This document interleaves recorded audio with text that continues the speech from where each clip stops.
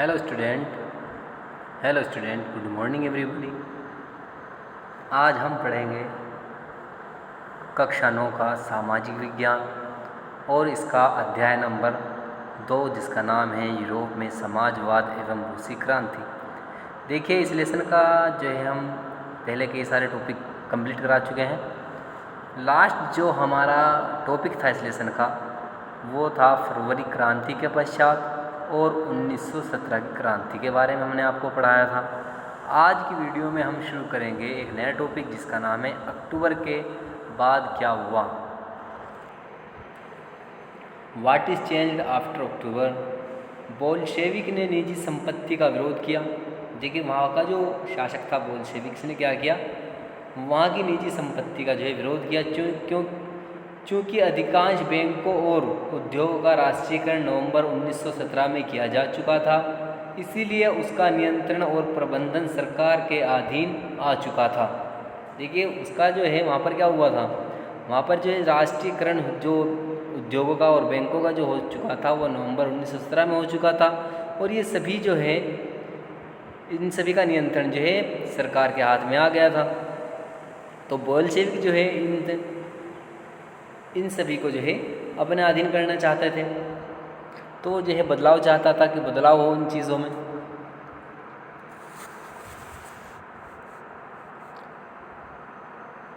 ज़मीन को सामाजिक संपत्ति घोषित कर दिया गया। किसान आसानी से सामंतों की ज़मीनों को कब्जाने लगे। शहरों में बोल्शेविकों ने मकान मालिकों के लिए पर्याप्त हिस्सा छोड़कर उनके बड़े मकानों को छोटे छोटे हिस्सों में बांट दिया ताकि ज़्यादा लोगों को जीविका के साधन मिलें। देखिए, जो बोल्शेविक जो लोग थे उन्होंने क्या किया, जो सामंतों के या बड़े बड़े किसानों के जो घर थे उनमें जा कर के वे ज़बरदस्ती रहने लगे। उनके द्वारा अभिजात्य वर्ग की पुरानी पदवियों का प्रयोग को अवैध घोषित कर दिया गया। सेना और सरकारी अफसरों की वर्दियों में बदलाव कर दिया गया जिससे परिवर्तन को देखा जा सके।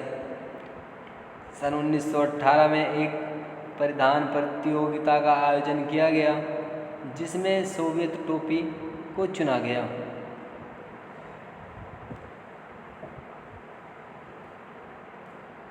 अब बोल्शेविक पार्टी का नाम बदलकर कम्युनिस्ट पार्टी कर दिया गया। नवंबर 1917 में बोल्शेविकों द्वारा संविधान सभा के चुनाव कराए गए, किंतु इन चुनावों में उन्हें बहुमत प्राप्त नहीं हुआ। इसी कारण जनवरी 1918 में असेंबली ने बोल्शेविकों के प्रस्ताव को ठुकरा दिया। उन्होंने अखिल रूसी सोवियत कांग्रेस को अधिक प्रभावी माना। मार्च 1918 में कई राजनीतिक सहयोगियों की असहमति के बावजूद बोल्शेविकों ने ब्रेस्ट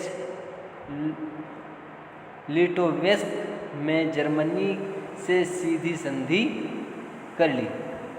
आगामी वर्षों में रूसी सोवियत कांग्रेस को चुनावों में केवल एकमात्र पार्टी बोल्शेविक पार्टी ही रह गई। अब अखिल रूसी सोवियत कांग्रेस को देश की संसद का दर्जा प्राप्त हो चुका था।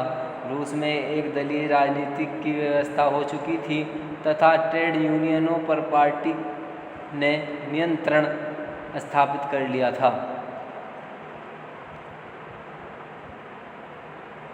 गुप्तचर पुलिस बोल्शेविकों की बुराई करने वालों को दंडित करने लगी थी। अनेक कलाकार एवं युवा लेखक पार्टी की तरफ आकर्षित होने लगे थे। देखिए, पिछले टॉपिक में आपने पढ़े हैं कि अक्टूबर के बाद के बदलाव क्या हुए, वहाँ पर बोल्शेविकों ने क्या क्या बदलाव किए। ठीक है, हमारा नेक्स्ट टॉपिक है गृह युद्ध द सिविल वार। औपनिवेशिकों के पुनर्वितरण के आदेश देने के कारण रूसी सेना टूटने लगी।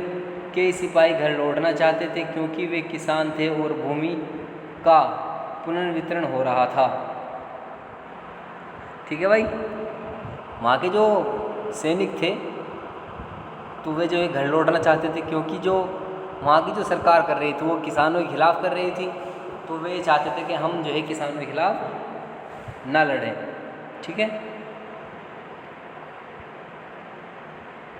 अन्य व्यक्तियों जैसे उदारवादी और राजशाही के समर्थकों ने बोल्शेविकों का विरोध की निंदा की। उनके नेता दक्षिणी रूस में एकत्र होकर बोल्शेविकों से लड़ने की नीति बनाने लगे।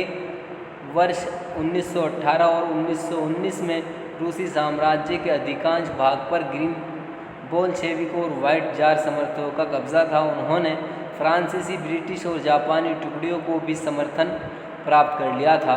ये सभी शक्तियाँ रूस में समाजवाद के विरुद्ध थी। अतः इन दोनों गुटों के परस्पर चलते गृह युद्ध के कारण रूस को कई समस्याओं जैसे लूटपाट, डकैती, भुखमरी का सामना करना पड़ा। जब वहाँ पर गृह युद्ध छिड़ गया, वहाँ पर गृह युद्ध हो गया, तो रूस के अंदर जो है बहुत सारी जो है घटनाएं घटी जाने लगी, जैसे लूटपाट की घटना होने लगी, डकैती की घटना होने लगी, और वहाँ पर जो भुखमरी भी बहुत ज़्यादा फैल गई थी। व्हाइट टुकड़ी के लोग जैसे निजी संपत्ति के पक्ष में थे। उन्होंने ज़मीन पर कब्जा करने वाले किसानों को कड़ा विरोध किया। उनकी इस नीतियों के कारण जनता ने बोल्शेविकों के प्रति अपना रोष प्रकट किया। जनवरी 1920 तक रूसी साम्राज्य में अधिकांश भाग पर बोल्शेविकों ने कब्जा जमा लिया था, क्योंकि उन्हें कई रूसी राष्ट्रवादियों और मुस्लिम जदीदियों का समर्थन प्राप्त था। जहां रूसी उपनिवेशवादी बोल्शेविक विचारधारा के अनुयायी बन गए थे। मध्य एशिया में स्थिति खिंचाव में बोल्शेविक उपनिवेशकों ने समाजवाद की रक्षा के नाम पर स्थानीय राष्ट्रवादियों का बड़ा पैमाने पर कत्लेआम किया था। ठीक है भाई। इस समस्या के समाधान के लिए